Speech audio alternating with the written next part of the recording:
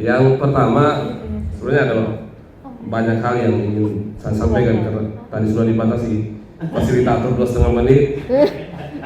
Saya cukup sampaikan poin-poinnya saja. Kami di Kompak sebagai orang muda lintas agama Kota Kupang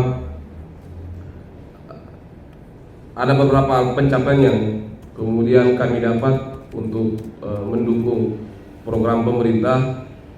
Salah satunya itu peraturan wali kota tentang fasilitasi pendirian rumah ibadah yang mimpi kami ataupun harapan kami itu akan tersampaikan semua melalui pemerintah ke segala macam masyarakat di lapisan manapun, dan kemudian bisa menjadi contoh untuk kabupaten lainnya untuk punya aturan yang serupa ataupun sama dengan Perwali. Yang kedua, di beberapa bulan yang lalu di tahun 2022 itu kami membuat sebuah buku judulnya Harmoni Nusa Laut. Itu tulisan-tulisan praktek-praktek keberagaman dari tokoh-tokoh agama, akademisi yang mau menyampaikan bahwa sebenarnya toleransi ini sudah ada dan sudah banyak generasi yang melakukan. Kalau saya tangkap dari GP Ansor tadi, kenapa skopnya di Kupang saja, kenapa skopnya di Timur saja, bukan di skopnya di Kupang saja atau di Timur saja, karena di wilayah lain itu tidak diangkat. Semuanya selesai di pembicaraan di kelurahan ataupun di desa, di RT dan lain sebagainya.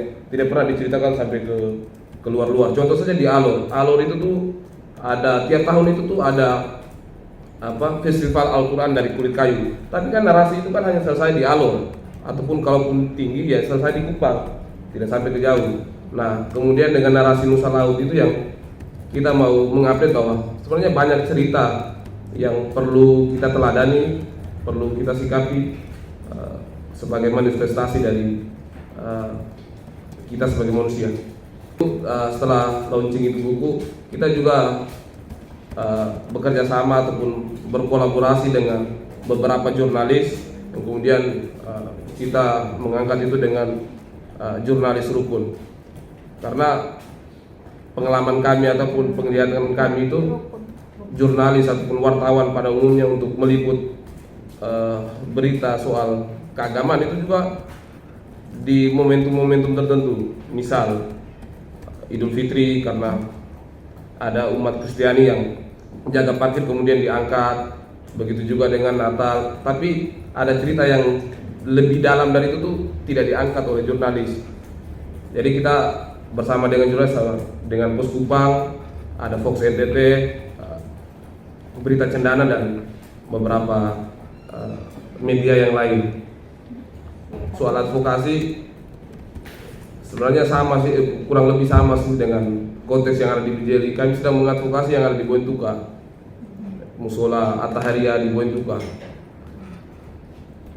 Di Boentuka itu memang belum ada kesepakatan, belum ada deal-dealan antara satu kelompok komunitas dengan komunitas yang lain, tapi pembangun itu jalan terus juga. Kita tidak tahu itu tuh siapa yang tolak, kita juga belum betul-betul tahu. Jadi ada tetangga di sebelah musola itu yang kemudian dilibatkan untuk pengerjaan tempat wudhu, untuk kamar mandi, untuk pelafon, jalan terus Kristen. Tapi ada satu yang di sebelah itu yang Kristen kan alirannya kan banyak. Saya sedang wawancara beliau nih untuk tanya kenapa tolak dan lain sebagainya. Jadi bilang, kami sebenarnya tidak ada masalah Bapak soal kalau membangun bangun saja begitu. Tapi kan sudah ada masjid di Batu Putih, kenapa perlu bangun musola lagi? Dia bilang, kalau di Islam itu Bapak ibadahnya tuh 5 kali, bukan hanya hari Jumat saja. Oh, kalau gitulah. Kalau kami ya aman-aman saja, tergantung masyarakat yang lain. Tapi di tengah penjelasannya beliau, beliau ditegur sama istrinya, jangan ngomong macam-macam, harus ditangkap. Jadi langsung saja pengalihan isu. Setelah ini mau kemana? Jadi yang penjelasannya tadi itu menggantung. Dan di pemerintahan desa juga sebenarnya aman, fair-fairan. Pencapaian kami itu kami sedang mengurus wakaf pemindahan tanah, karena tanah musola itu berada dalam salah satu jamaah di situ mau diwakaf hanya karena kita tidak tahu ya, masyarakat yang di pedalaman itu tuh kurang betul-betul terbuka soal informasi yang mau dibagikan ke kita. itu masyarakat. Jadi kita kasih waktu sebulan, itu bisa 3 bulan. Sampai kita turun lagi ke lokasi dulu, itu juga masih ya tuh saya cari dulu. Nah, sebenarnya kita ada beberapa alternatif untuk ke pemerintah agar persyaratan ini tidak dibuat ribet lagi. Ditambah lagi dengan skop musola tapi bangunnya itu tuh mau mendekati masjid, serupa masjid gitu. Tapi ya semoga tahun ini nih kita bisa selesaikan wakaf, kemudian ke BPN, kemudian ke IMB, biar mereka juga tidak kepala sakit juga soal. Sebenarnya kami agak keliru juga soal pembangunan musola yang ada di TTU, soal aturan BBM yang tidak jelas kita tangkap. Kalau bagi saya itu, kalau bagi kami, kalau untuk pembangunan musola wilayah di lingkungan kerja, lingkungan dinas itu tuh sebenarnya tidak mengganggu PBM. Ya, tidak menggunakan PBM. Iya, karena itu fasilitas, bukan fasilitas publik, itu fasilitas kantor ataupun lembaga yang kemudian ada dalam wilayah itu. Ya. Nah, yang jeleknya itu tuh manusia yang ada di sana. Maksudnya tidak pelajari dulu tapi protes dulu. Nah, kita takut model-model gini tuh makin banyak. Jadi tidak memperbaiki persoalan tapi bikin ribet lagi persoalan.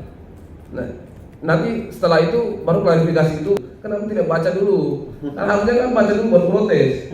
Nah, itu yang kemudian akan jadi stigma di masyarakat awam itu bahwa ya memang kita masih punya gap-gap antara agama atau antara kelompok.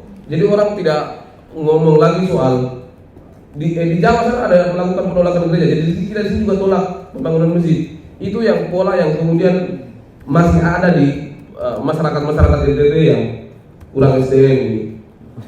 Yang terakhir itu tuh soal trafficking, yang sama seperti yang disampaikan Ernest tadi, bahwa memang dominasinya itu tuh perempuan. Dan terakhir itu sekarang untuk tahun 2020 itu kita sudah hampir 120-an jenazah yang kita jemput, entah itu dalam negeri maupun di luar negeri. Kalaupun di luar negeri juga yang dominasi masih Malaysia di urutan pertama. Nah, jeleknya pemerintah Malaysia itu tuh dokumentasi kematian jenazah itu tuh tidak disampaikan semua. Kalaupun ada yang mati di tempat kerja juga, meninggalnya kenapa juga tidak disampaikan. Itu jeleknya pemerintah Malaysia. Dan sebenarnya kami sedang untuk mau menyampaikan bersama BP2M itu gimana sih mengadvokasi jenazah yang sudah meninggal, kemudian kalaupun dikirim kembali ke Indonesia itu tidak ribet. Nah, kalau jenazah yang pekerja-pekerja migran yang meninggal di sana kemudian dia itu tuh serabutan, berarti jenazahnya itu harus ngantri beberapa bulan untuk bisa dikirimkan ke Indonesia. Dan itu juga ada yang sampai mendekati tahun. Itu jenazahnya tuh. Saya bilang kenapa saya suruh di merantau jauh-jauh di sana? Kan di Kalimantan ada. Nah, mayoritasnya masih perempuan dan anak. Modusnya berbeda-beda dan mafianya juga banyak, tidak hanya di kelompok keluarga tapi untuk tokoh-tokoh agama juga banyak yang terlibat itu di gereja-gereja tuh, di gereja Katolik, di gereja Kristen itu tuh banyak soal ayo berangkat ke Malaysia segala macam, nanti berkas kita ngurus segala macam. Ada yang di kampung itu punya sawah, petani, ke Malaysia juga kerja sawah. Saya modusnya beda-beda. Banyak hal itu. Sudah 120-an jenazah yang kita jemput dengan ada yang keluarganya terima, ada yang keluarganya tidak terima dan lain sebagainya. Jadi kita mau kasih tahu bahwa di komunitas Kupang yang ada di Kupang itu banyak isu yang penting sih, tidak besar.